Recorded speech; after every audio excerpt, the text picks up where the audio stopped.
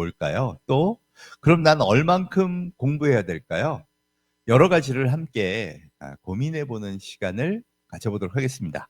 아마 여기 계신 대부분들은 다 AI를 잘 쓰시는 분들이 아닐까 생각하는데요. 자, 여기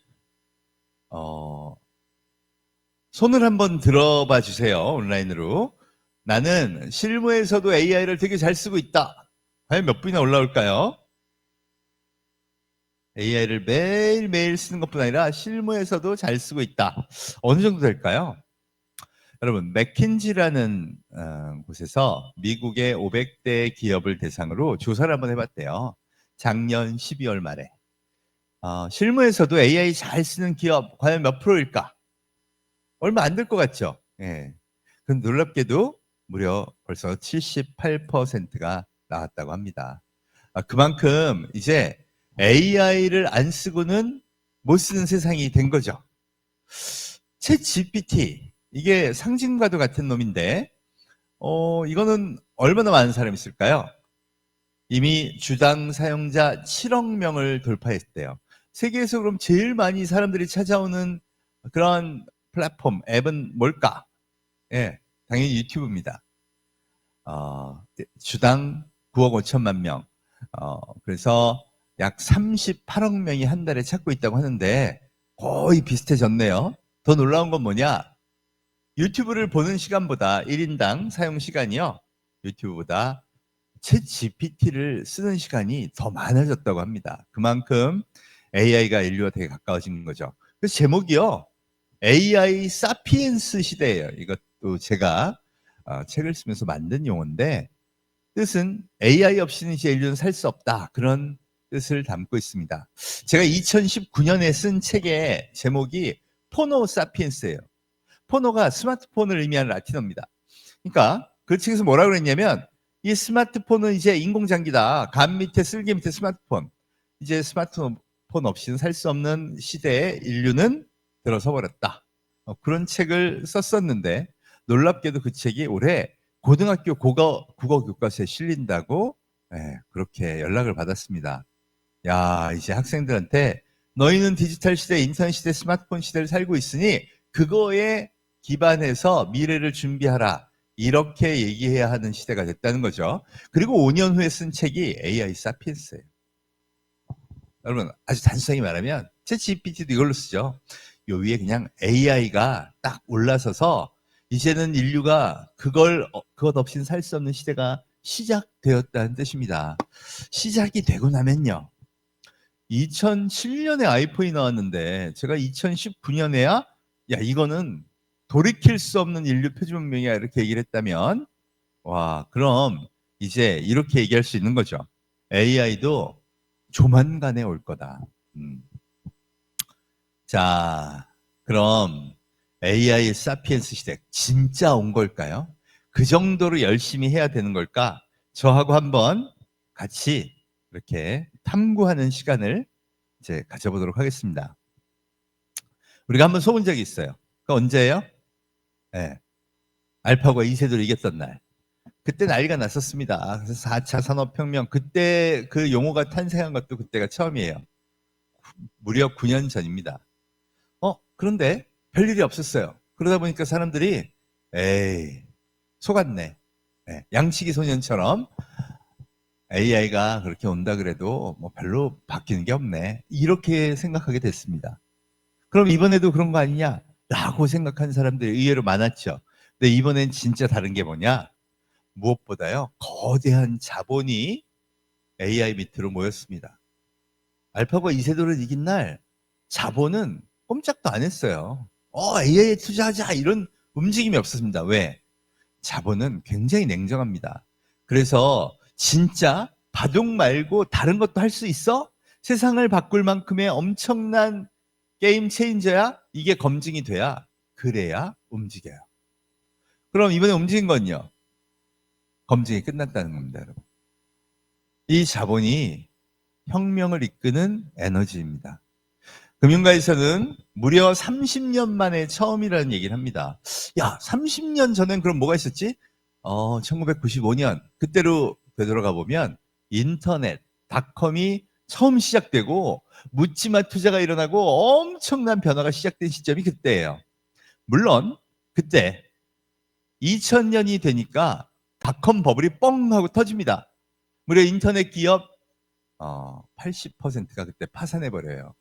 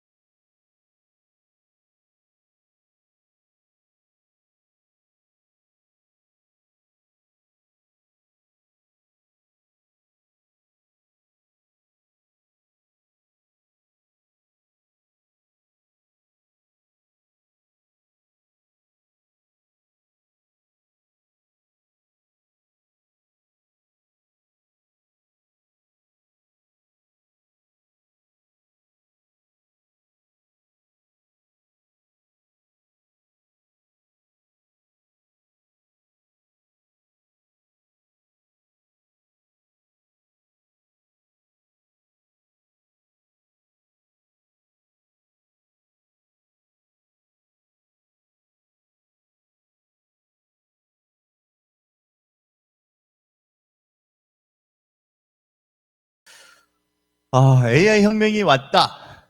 우리가 한번 속은 적이 있죠. 그게 바로 2016년 알파고 이세돌을 이겼던 날입니다. 방송에서 난리가 났었어요. 그런데 별일이 없었어. 그러다 보니 야, 이번에 온 챗GPT도 그런 거 비슷한 거 아니야? 라고 생각한 사람이 초기에 되게 많았습니다. 그런데 그게 진짜인지 아닌지 확인하는 방법은 딱 하나가 있습니다. 그게 뭐냐? 자본이 과연 몰렸느냐? 이번에 AI에 자본이 해도 너무한다 할 만큼 엄청나게 몰렸습니다. 그래서 금융업계에서는 뭐라고 하느냐? 30년 만에 처음 있는 일이다. 이런 얘기를 해요. 아니, 지금 30년 전에는 뭐가 있었는데? 그게 뭐냐? 바로 30년 전, 1995년. 생각해보면 맞습니다. 인터넷 닷컴이 시작된 때가 바로 그때예요. 이래서 이 닷컴 시대가 시작되고 어마어마한 자본이 인터넷에 투자됐는데, 물론 5년 후인 2000년 닷컴 버블이 꺼지면서 80%의 인터넷 기업이 파산해 버렸습니다. 야, 80%의 인터넷 기업이 파산했으니까 인터넷 시대는 끝나겠구나라고 생각했는데, 자본이 끌어모은 인재는요, 혁신을 이어갑니다. 생각해 보세요. 내가 20살 때 인터넷에 투신했어. 그리고 잘 들리세요?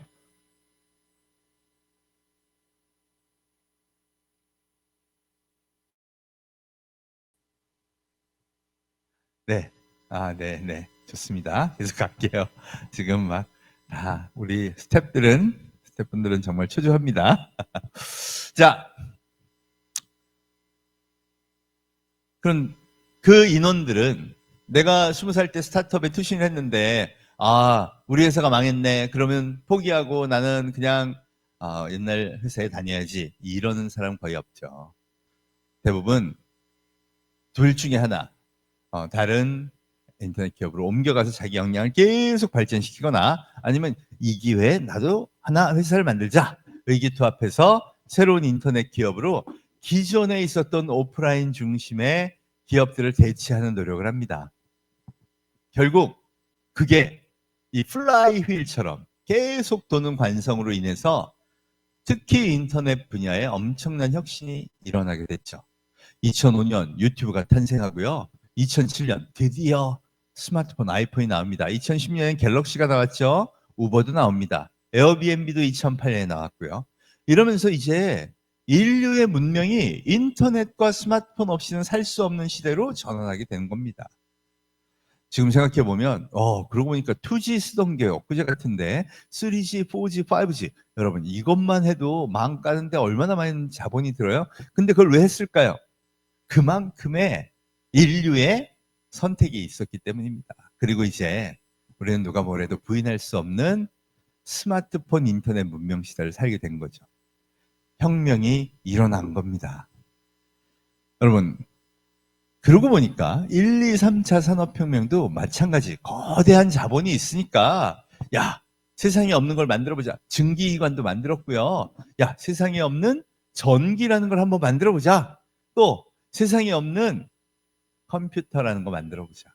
아니 이전에 팔린 것도 없고 매출도 없고 아무것도 없었는데 야 그러면 엄청난 자본이 들어갈 텐데 그래서 말도 안 되는 자본이 거대하게 뭉쳤을 때만 소위 산업혁명이라는 게 일어났던 거예요.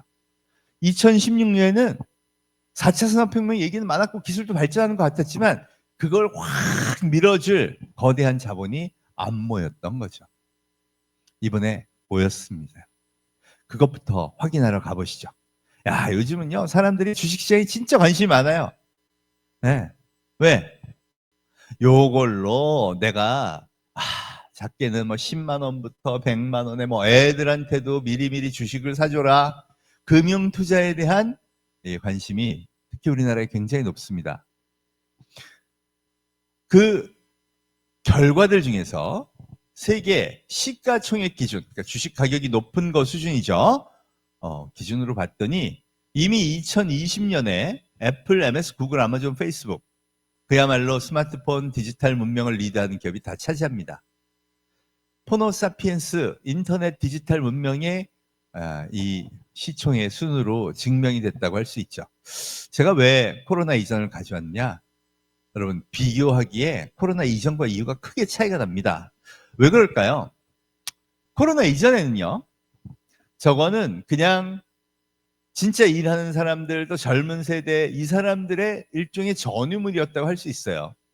나이 드신 분들은 아유 난 그래도 은행 갈 거야. 나는 그래도 식당 가서 밥 먹는 게 좋더라. 막 다 그랬어. 애들도 학교 가서 공부했죠.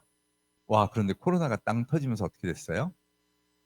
세상에 바이러스를 피해서 전부 격리는 하는데 공부는 하래. 격리는 하는데 일을 하래. 그럼 어떻게 해요? 디지털 솔루션밖에 못 쓰는 거죠. 그럼 누가 득을 볼까요? 맞아요. 이 빅테크들을 비롯한 디지털 기업들이요. 이때 거대한 성과를 올리게 됩니다. 야, 코로나 바이러스가 인류한테는 엄청난 재앙이었는데 이들한테는 둘도 없는 기회와 성장의 디딤돌이 된 거죠. 여러분 이미 코로나 직전인 이날도요. 애플의 시가총액이 1,500조, 1조 달러를 넘었어요. 삼성이 370조, 도요타가 268조인데 이건 말도 안 되는 거품이다. 이런 얘기가 있을 정도로 너무 높았어요. 그런데 코로나가 뻥 터졌네? 사람들이 전부 다 몰려갑니다. 아우 저희 학교에서도 난리 아니었어요. 야 당장에 1월 달에 터졌는데 3월에 학생들이 학교에 못 와. 격리될 것 같아. 그럼 어떻게 해야 돼요? 재택 교육의 솔루션 사야지. 그럼 다 이 기업들이네. 이 기업뿐 아니라 인터넷으로 에듀케이션 솔루션 파는 데들, 여러분 지금 이거 듣고 있는 이런 프로그램들 파는 데가 난리가 나면서 성장을 하게 된 거죠. 거기다가 이제 디지털 인류가 완전히 정착을 했는데 챗 GPT라는 정말 괴물 같은 놈이 등장합니다. 그게 2022년 11월 30일. 그러니까 이 시점으로부터 3년 정도 됐을 때예요. 여러분 이게 나오니까 누가 썼느냐? 학생들이 써봅니다. 학생이 몇 명일까요? 여러분 10대, 20대가 다 학생이라고 치면 전 세계적으로 하면 10억 명. 얘들은 지난 2년간 격리된 상태로 교육을 받아야 했어요. 요새 대학생들 선생님한테 질문도 잘 안 합니다. 예. 뭔가 의심스럽거나 궁금하거나 하면 어떻게 해요? 검색하죠. 그러던 세대가 야, 검색이 아니라 정답을 알려주는 AI가 나왔대. 안 쓰겠어요? 난리가 써보죠. 그래서 아주 단기간 내에 챗 GPT는 세상을 바꿀 수 있는 놈이야라는 걸 검증을 끝냅니다. 검증이 끝나니까 자본이 몰려야 되는데 여러분 생각해 보세요. 생성형 AI는 데이터가 없으면 못 만들어요. 그럼 데이터를 가진 기업 맞아요. 빅테크들이 만들 수 있는 게 생성형 AI다. 이렇게 되니까 이 기업들의 시가총액이 치솟기 시작합니다. 어느 정도냐? 2024년 6월 27일 제가 이거를 아주 주별, 월별로 계속 모니터링을 해왔는데 작년 6월 27일 보세요. 마이크로소프트가 1,300이었는데 4,600. 3배 이상 성장했죠. 애플 1,500이었죠. 4,500. 엔비디아 얘는요 280이었어요. 삼성전자 미치였어. 근데 갑자기 4,300? 요 1, 2, 3등에 몰린 자본의 이 특성을 볼까요? 마이크로소프트가 한 거 아무것도 없어요. 사티아 나델라라는 CEO가요. 원래부터 샘 알트만을 눈여겨보고 한 7년 동안 야 우리 친하게 지내자 이렇게 했어요.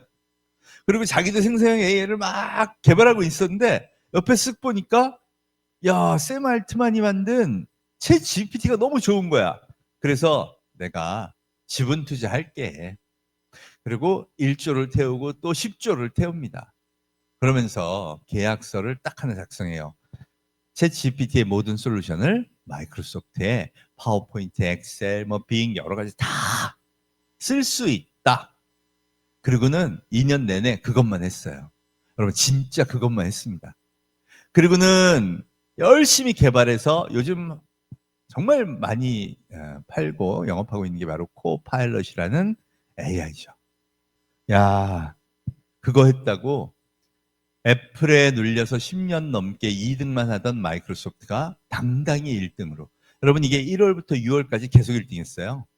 와, 애플은 AI 전략이 너희 너무 없는 것 같아. 근데 돈은 많이 벌죠.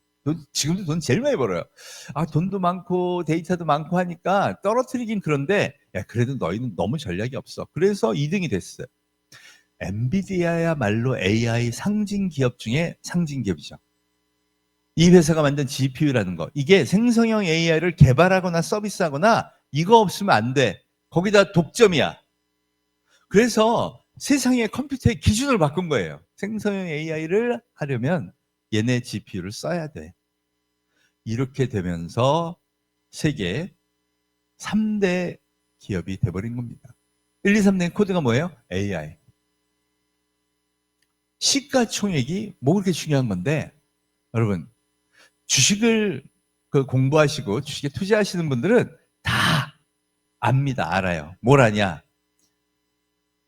내가 주식을 살 때 기준은 너무 명확해요. 다들 뭐만 보고 있어요? 누가 어널리스트가 얘기한 거, 어느 분석가가 얘기한 거, 전문가가 얘기하는 거. 기준은 딱 하나예요. 너무 단순해. 앞으로 오를 것 같으면 사고요. 떨어질 것 같으면 얼른 팔아버립니다. 앞으로 오를 것 같다. 그게 뭐예요? 미래 성장에 대한 기대치예요. 그래서 저는 시가총액이라고 써놓고 미래 성장 기대치라고 읽습니다.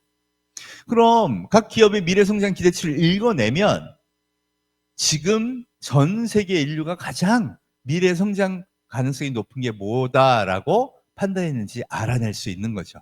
지금은 뭐예요? 1, 2, 3등을 보니까 AI.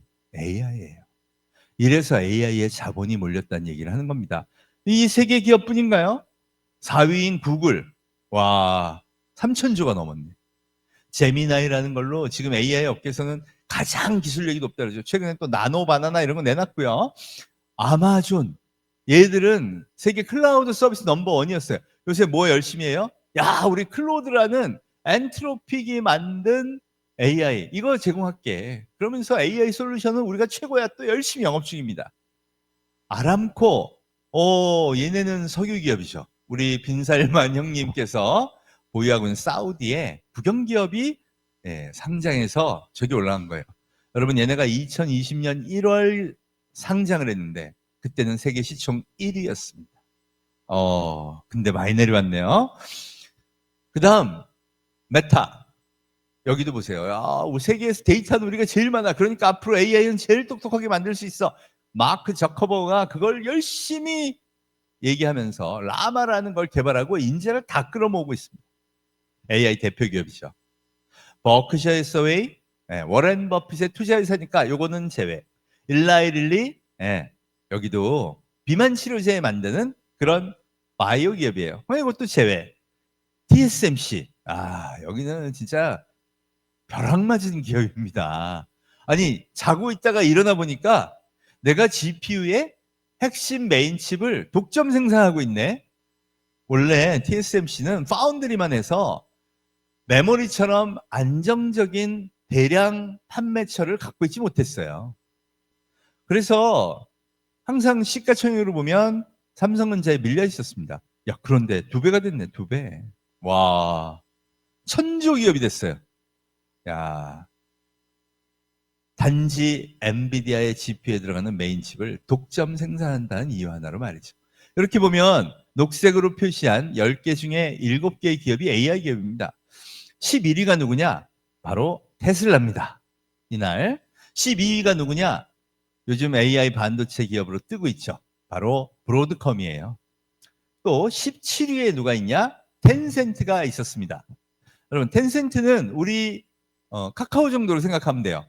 위챗이라는 플랫폼을 기반으로 중국의 가장 강력한 플랫폼 알리바바와 이 텐센트 2개가 있는데 그 텐센트가 17위에 자리하는 겁니다. 그럼 요 3개를 더하면 전부 20위권 내 10개 기업이 AI 대표 기업이라고 할 수 있어요.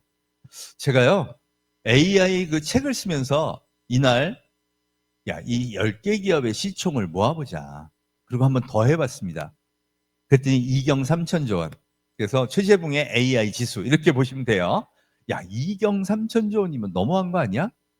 그게 모든 인류가요. 스마트폰을 보면서 또 투자가들도 마찬가지지. 야, 여기가 잘 될 것 같아. 라고 투자해서 생긴 결과물입니다. 이게 보편적 인류가 선택한 어마어마한 미래성장 기대치라는 거죠. AI의 이경 3천조 원. 그럼 대한민국에 대한 미래성장 기대치는 이날 얼마였을까요? 코스피 코스닥의 모든 기업의 시총 합계를 그날 다 내봤습니다. 2,500조. 요거는요, 계산하기도 쉬워. 우리는 5년 전에도 2,500조, 이때도 2,500조. 최근에야 AI 기업, 로봇 기업, 뭐 이런 기업들이 주가가 좀 올라가면서 3,000조를 겨우 넘겼지만, 대한민국은 특히 글로벌 자본이 별로 투자를 안 해. 이유가 뭐였을까요? 솔직히 이 당시에요. 대한민국에 AI 떠드는 거 별로 없었습니다. 다 무슨 얘기예요? 야, AI가 오면 인류가 멸망한다며? AI가 오면 일자리가 다 사라진다며? 다 부작용만 얘기하고 세상에 준비를 안 하더라고요. 그러니 거대 자본의 입장이나 내 개인의 입장이나 미래 준비 안 하는데 미래 성장 기대치가 올라가겠습니까? 네. 여러분, 그게 오늘 강의의 핵심이에요. 여러분이 제일 궁금한 게 뭐예요? AI가 뭐고 다 필요 없고 나의 미래 성장 기대치. 그럼 지금 현 시점에서 앞으로 3년간 제일 많이 해야 될 게 뭐?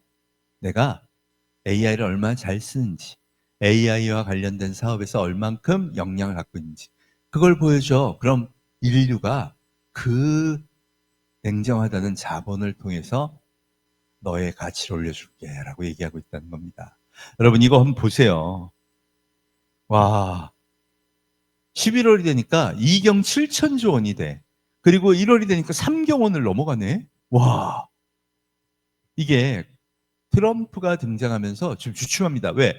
관세 전쟁이 일어났잖아요. 그럼 경제가 불안해지죠. 불안 심리가 커지면요, 사람들이 투자를 줄입니다. 그래서 이게 한때 미국 주식시장이 하루에 1경원이나 1경원, 우리나라의 시장의 4배가 날아가는 그런 폭락의 날도 있었어요. 그러면서 2경 4천조 원까지 결국 떨어집니다. 근데 8개 기업이 AI 기업으로 바뀌네. 순위는, 그러니까 가격은 떨어졌지만 순위는 자꾸 올라가는 거예요. 그래서 2025년 6월 27일 딱 1년 만에 제가 한번 더 봤어요. 2경 8천조까지 다시 올라갔네. 야, 작년 1년 전하고 비교하면 5천조가 늘었어. 대한민국 모든 기업의 미래성장 기대치 2배가 또 여기 10개 기업에 붙었어요. 그리고 7월 27일이 되니까 3경 1천조. 이 현상은 지금도 유지됩니다. 8월 24일 기준 3경 1천조 원이 딱 이 10개 기업에 모였어요. 리스트 보세요. 완전히 초록색이죠. 딱 하나, 빈살만 형님의 아람코만 살아남았습니다. 엔비디아는요, 사상 최초로 4조 달러를 넘는 기업이 됐어요. 아, 이게 말이 돼? 여러분, 1조 달러도 불과 5년 전에 이건 너무한 거야 그랬는데 무려 4조 달러가 넘는 기업이 탄생했어요. 그리고 이제 사람들은 원래 그런 거 아니야 그래. 아니요. 이 정도면요, 혁명이고요. 이 정도면 버블입니다, 여러분. 진짜 이건 묻지마 투자를 하는 거예요. 누가 시키지도 않았어. 주가 조작 돼요? 아니, 대한민국 모든 기업 시가총액에 딱 2배가 되는 돈이 한 기업에 몰렸는데 이걸 조작을 어떻게 하냐고요. 더군다나 지금처럼 국경 없이 투자하는 시대, 불가능한 얘기죠. 그 얘기는 뭐예요? 보편적 인류가 AI에 대한 기대치가 이렇게 높다는 거예요. 그 보편적 인류의 기준, 그게 여러분의 미래에 대한 기준과 일치한다는 겁니다. 여러분, 이런 관점에서 보면 AI 진짜 열심히 해야 됩니다. 쓰고 응용하고 하는 것뿐 아니라 AI 관련해서 비즈니스 모델은 어떻게 만들지도 고민해야 되고, 내가 적어도 이 혁명기에 정말 열심히 준비해야 돼요. 왜? 역사의 교훈이 있어요. 30년 전에 인터넷을 미리 했더라면, 여러분, 제가 그때 마침 90년대 초에 캐나다의 워털루 대학이라는 데 유학을 갔어요. 아니, 세상에 모든 학생들이요, 무슨 인터넷만 하고 있어. 그때 넷스케이프다, 뭐 모자이크다, 처음으로 인터넷이 나오고 웹브라우저가 나오고, 뭐 삼성닷컴을 사야 되느니 말아야 되니 그 있잖아요. www 삼성닷컴. 야, 그거 사면 돈 된다. 아유, 세상에 그게 무슨 필요가 있어. 이러고 있는데, 아니, 이 선진국의 애들은요, 학생들이 죄다 그걸 하는 거야. 전공을. 야, 너희 전공은 안 하고 이거 왜 하고 있어? 그랬더니, 형님, 이때가 기회입니다. 이때 해둬야 돼요. 저도 얼떨결에 기계공학 박사 공부 잠깐 접어두고요, 엄청 열심히 인터넷 써요. 그랬더니, 와, 그때 생긴 저의 세계관이요, 이 디지털 시대의 변화와 잘 맞춰져서 뭔가 쫓아갈 수 있고, 내가 굳이 그 전공이 아니라도 내 분야에서, 기계공학 분야에서 VR, ML이라는 걸 써가지고 버추얼 플랜트 만들어야 되고, 메타버스 공간도 만들어야 되고, 컴퓨터 시뮬레이션 해야 되고, AI 적용해야 되고, 엑스포트 시스템, 야, 이런 얘기를 할 수 있게 되는 거예요. 생존의 기회가 높아지는 거죠. 나의 밸류가 업이 되는 겁니다.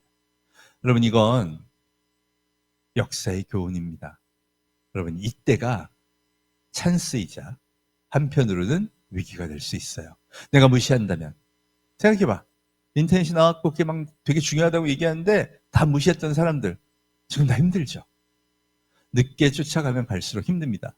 여러분, 지금 챗GPT 나온 지 몇 개월? 이제 꼴랑 33개월이에요. 33개월. 나 챗GPT 한 번도 안 썼어. 그래도 33개월밖에 안 늦은 거예요. 그럼 따라갈 만 하잖아요. 네. 그래서 자꾸 써보고 도전하고 노력하고 하자는 겁니다. 여러분, 여기 이 리스트에서 느끼시는 거 없나요? 1등이 누구예요? 엔비디아. 이야, 세상에. 또 1년 만에 1등이 돼버렸네. 3등이 누구예요? 3등. 애플이에요. 여러분 2013년 애플이 사상 처음으로 세계 1위 기업이 됩니다. 그리고 그 이후로 이렇게 현격한 차이로 3위로 떨어진 건 이번이 처음이에요. 인류가 이제 애플을 팔기 시작했다. 여러분, 인류가 스마트폰 시대가 가고 AI 시대가 오고 있다라고 이 데이터를 통해 지금 보여주고 있는 겁니다. 물론 애플이 AI를 잘한다 그러면 다시 올라가겠지만 아무리 돈을 많이 벌어도 너희는 AI의 미래에 대한 비전이 별로 없어라고 걷어들이고 있는 거예요. 여러분 어느 쪽에 서실 거예요? 나의 미래 비전을 올리는 일이 중요하다면 이제 어떤 분야에서 어떤 일을 하시던 AI의 역량을 높인 일이 굉장히 중요해졌다. 이렇게 단언코 말씀드릴 수 있다는 겁니다. 야, 그럼 준비를 해야겠네. 맨 처음에 해야 될 게 뭐냐? 저는 인간이 무엇을 한다 그러면 제일 중요한 게 마인드셋이라고 생각해요. 내가 마음을 먹어야 움직이죠. 그런데 이게 참 어렵습니다. 여러분도 의심이 스물스물 올라올 거예요. AI가 된다 그러면 내가 잘할 수 있을까? 난 전공도 아닌데, 내가 디지털을 잘하는 것도 아니고, 이런 생각이 막 올라와요. 이 생각은 어디서부터 영향을 받을까요?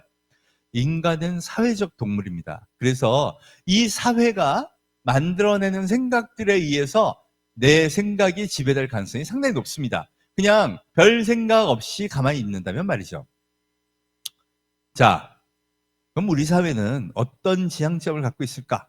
여러분, 대한민국 사회는 제 관점에서 보면 되게 안타깝게도요, 과거 지향적입니다. 아니, 우버가 여직 불법이야. 전 세계에 네 나라에 남았대. 우리는 해외여행 너무 좋아하는 국민들이에요. 그래서 뭐 어느 나라 가고 어느 나라 가면 우버 열심히 타고 뭐 베트남 동남아를 가도 그랩이라는 거 타고 다 타고 다니는데 우리는 불법이야. 왜? 택시 회사를 보호해야지. 그 많은 택시 기사들 또 택시 회사들 잘 보호해 줘야지 혁신만이 올바른 길은 아니다. 국민들도 공감을 해요. 왜 국민들이 공감을 할까요? 이것뿐 아니에요. 에어비앤비도 야, 여관업이 차격을 입자. 불법. 또 코인 경제. 이것도 안 돼. 이건 사기 같아. AI도요. 작년 내내 왜 AI 관련 기업들 주가가 안 올랐냐? AI 혁신이라는 기사는 별로 없고요. 드디어 AI가 보이스 피싱에 사용되기 시작했습니다. AI로 얼굴을 바꿔서 범죄에 쓰이기 시작했습니다. 이런 것만 엄청 나왔어요. 제가 너무 답답해갖고 기자분들한테 물어봤어요. 아니면 그런 부작용과 안 좋은 점만 그렇게 얘기하세요. 그랬더니 교수님, 그래야 조회수가 3배 이상 나와요. AI에 LLM이 등장하고 엄청난 발전이 있었다 그러면요. 사람들 안 봐요. AI가 드디어 터미네이터의 시대를 열 거다. 뭐 이런 얘기를 해서 인류가 멸망하고 안 좋고 질자리는 날아갈 거고 이래야 많이 봅니다. 맞아요. 많이 봅니다. 왜? 여러분 세상에 AI 시대가 온다고 나는 너무 좋아 그러는 사람이 대한민국에 몇 프로 될까요? 5%? 여기 나 이런 분야에 종사합니다. AI 코딩 개발, AI 응용, AI로 기반으로 비즈니스 하고 있어요 하는 분들 한번 여기 답글에다가 AI 이렇게 한번 써줘 보세요. 그럼 도대체 얼마나 많은 사람들이 아는지 여러분 실감하실 수 있을 겁니다. 여러분 생각해봐요. AI 전에도요, 디지털 대전환이 있었어. 그래서 뭐 프로그램 개발자 못 구한다, 그 사람들 너무 귀하다, 뭐 여러 가지 정말 많았죠. 디지털 시대가 오면서 내 연봉 오르고 우리 회사 매출 오르고 너무 신나는 사람들, 대한민국 전체로 보면 몇 프로일까요? 이것들 특히 다 젊은 사람들이야. 진짜 권력을 갖고 있는 기성세대들은요. 기성세대의 기준이 누구냐? 대한민국 대표 누구죠? 국회의원들이네. 국회의원 평균 연령 61세예요. 61세 기준으로 보면 AI 시대가 와서 반가운 사람이 많을까요? 아니면 두렵고 좀 안 바뀌었으면 하는 사람이 많을까요? 여러분 이게 대한민국 95%입니다. 5%는요. 연봉도 오르고 신나고 다 좋아. 근데 95%는 두려워. 이번에 은행이 지점이 문을 닫는데 그래서 명예퇴직 받는데 그럼 남의 일이 아니에요. 택시 기사가 우버 때문에 사라진대. 남의 일이 아니야. 그러다 보니까 어떻게 돼? 야, 규제로 나도 좀 구제받았으면 좋겠다. 나도 안 바뀌게 좀 만들어줬으면 좋겠어. 나는 스마트폰 뱅킹을 하면서 은행 지점은 그냥 있었으면 좋겠어. 은행 지점 폐쇄 왜 해요? 아니, 직원 수보다 하루에 방문하는 고객 수가 적은 지점이 속출해요. 왜? 코로나 이후로는 특히 더 그렇게 됐죠. 그럼 없애야지, 어떻게. 그거 안 하는 기업만 살아남을 텐데. 보세요. 카카오뱅크, 토스, 막 이런 것들이 막 성장하는데 기존 은행들은, 이거 어떡하나? 가만히 있으면 죽어요. 그러니 그런 조치들을 취할 수밖에 없었던 겁니다. 그런데 대한민국 국민이 그 변화가 두렵고 싫은 거예요.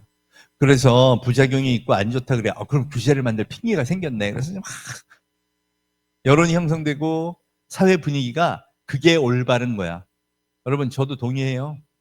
제가 맨날 우버 규제 풀어야 되고 디지털 혁신으로 가야 됩니다. 이렇게 막 강조하고 그러잖아요. 신문 칼럼이라도 쓰면 친구가 전화 와. 야, 그만해라. 힘들다. 누굴까요? 네, 택시기사 하는 친구예요. 여러분, 제 친구 중에 은퇴하고 택시기사 하는 친구들 부직 있습니다. 국회의원은 좀 전화 많이 받겠어요? 그러니 이런 규제들을 만드는 거죠. 사회라는 게 꼭 그렇게 잘 나가는 사람만 보호해야 되는 거 아니니까 나쁘다고 할 수도 없어요. 문제는 뭐냐? 여러분, 그게 사회 전체 분위기가 되면요. 나도 안 가도 되는 줄 알아. 왜? 사회적 동물이니까 영향을 받아요. 챗 GPT가 거짓말을 많이 한대. 아직 안 써도 되겠구나. 챗 GPT가 보안에 문제가 많대. 아직 안 써도 되겠구나. 안심하고 안 써. 여러분, 여기에 젖어버리면 아무것도 할 수가 없습니다. 그게 제일 중요한 마인드셋이에요. 사회가 어떤 걸 여러분한테 강요하더라도요, 여러분은 깨어 있어야 됩니다. 진정으로 깨어 있는다는 건 뭘까요? 제가 AI 사피엔스라고, 아니 굳이 뭐 인간은 이런 거 문명아 이런 거 안 쓰고 사피엔스라, 사피엔스 종족의 관점에서 봤어요. 왜 스마트폰 문명이 왔을까요? 여러분, 스마트폰 초기에도요, 이거 하면 애들 게임에 중독돼요. 맨날 이걸로 보느라 생각은 안 해요. 전화번호 잃어버려요. 머리 나빠져요. 부작용 얘기 얼마나 많이 했어요. 그리고 지금도 그래요. 여러분, 쇼츠 중독 맞죠? 에? 게임 너무 많이 하죠? 그래서 인간성 회복을 위한 이거 쓰면 안 된다, 뭐 이런 얘기 아직도 계속 나와요. 그럼 그거 다 뻔히 하는 인류가 이거 왜 썼을까? 여러분, 인간은요, 사피엔스라는 지구상의 많은 생명체 중에 하나예요. 우리 종족이에요. 그리고 우리가 지금만 살았던 게 아니라 7만 년의 진화의 역사를 갖고 있습니다. 스마트폰이 등장했을 때, 이게 부작용이 되게 많지만 이건 피할 수 없는 정해진 미래다 라고 했어요. 왜? 7만 년 동안 늘 그래왔으니까. 우리 종족은요, 적은 에너지로 많은 일을 할 수 있으면 무조건 선택합니다. 여러분, 은행 막 가가지고 줄 서가지고 번호표 뽑고 막 이러는 것보다 이걸로 하면 적은 에너지로 많은 거 할 수 있죠. 쇼핑하느라고 막 돌아다니고 뭐 하는 것보다 싹 골라서 딱 누르면 내일 아침에 우리 집 앞 문에 딱 걸려. 이걸 우리는 선택하지 않을 수가 없어요. 그래서 정해진 미래. 그래서 먼저 준비한 사람이 유리했던 겁니다. 여러분, 그럼 그걸 규제로 막아낼 수 있을까? 인류 역사에 그게 성공한 적이 없어요. 대한민국도 한번 아주 폭삭 망한 적이 있죠. 그게 바로 쇄국 정책입니다. 여러분, 흥선대원군은 나쁜 분이 아니에요. 뭐라고 생각했죠? 우리 조선을 보호하기 위해서는. 이 봉건 왕조와 지금의 신분 체제, 사회 시스템을 보호하는 게 자기들은 생존의 최선의 방법이라고 생각했어요. 그래서 뭘 했냐? 서구 문명이 들어오게 하면 안 된다. 그럼 서구 문명의 실체는 뭐였을까요? 서구 문명은 이미 시민혁명을 했고, 시민들이 권력을 가질 수 있게 하고, 거기서 발생하는 자본을 모아서 엄청난 산업혁명이라는 기술혁명을 만들었고요. 거기에 의회제도, 뭐 새로운 법체계, 보다 나은, 인류에게 보다 나은 시스템을 이미 유럽을 중심으로 개발했어요. 미국에도 다 번졌고, 그걸 먼저 눈치채고 얼른 받아들인 게 일본입니다. 여러분, 일본의 메이지 유신이요, 우리의 갑신정변보다 딱 70년 빨랐던 거예요. 우린 그때까지 뭐 막아내면 성공한다. 택도 없는 일이죠. 어떤 국가도요, 어떤 민족도. 그걸 막아서 성공한 적은 한 번도 없습니다. 그건 역사가 증명한 사실이에요. 식민지가 돼서 나라가 망하고 민족이 없어지지 않으면 네, 저절로 얻어지는 건 없습니다. 저는 최근에 이 규제의 분위기, 전체적으로 뭔가 60대의 세계관으로 나라를 만들어가려는 분위기를 쇄국정책이라고 부릅니다. 좀 심각하게 봐야 돼요. 특히 여기 지금 젊은 청년이 있다고 하면 생각해 보세요. 야, 규제로 해고도 잘 못해. 그래서 나는 능력이 없어도 오랫동안 해서 다닐 수 있네. 또 이거 앞으로도 오래 지속될 수 있을 것 같은 데면 다 모여서 담합해서 막 이렇게 하면 그래 규제를 좀 보호해 줄게. 이게 만연하게 됐어요. 물론 필요했던 부분도 있어요. 너무 막 돈에 오리엔트 돼가지고 막 경쟁해라 막 이게 사회적으로 안 좋은 때가 있었으니까 그런 것도 필요하긴 했죠. 그런데 그거로 인해서 표준 문명, 디지털 문명과 너무 격차가 나버린 거예요. 이렇게 하면 어떻게 됐냐? 보세요. 우버가 279조 기업이 됐는데 우리는 택시 회사를 지켰어. 아무리 돈을 많이 모아도요. 279조는 안 될 거예요. 여러분, 그랩이라고 동남아 우버가 있어요. 걔도 20조예요. 야, 우리 택시 회사들 합쳐서 20조 될까? 그 밸류가 결국 대한민국 사회에 뿌려지는 거고, 우버가 왜 이렇게 올라갔냐? 여러분, 앞으로 무인 택시로 될 것 같죠? 그럼 무인 택시를 할 때 가장 많은 데이터를 갖고 학습할 수 있도록 되어 있는 플랫폼이 어딜까요? 얘네네. 우리나라 택시 회사에서 지금 산학금 채워서 그거 해가지고 연구해서 무인 택시 갖기는 어려울 것 같잖아. 그죠? 그럼 우리는 대동단결해서 무인 택시는 안 타면 되겠네. 야, 미국에서, 중국에서 지금 가격의 3분의 1로 막 차들이 돌아다니면서 손님을 막 내려주는데 우리는 안 돼.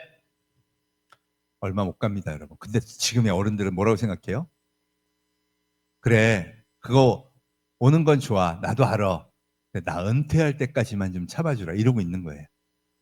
여러분, 제가 학생들한테 뭐라 그러는지 아세요? 사실 생각해보면요. 이제는 너희들이 화염병 들고 도로로 나설 때야. 라고 얘기합니다. 그 정도의 각오, 나가라는 얘기는 아니고요. 그 정도의 각오로 이 문명을 냉정하게 보셔야 한다는 겁니다. 여러분 잘 보세요. 인류는 선택을 했어요. 지금 디지털 시대야.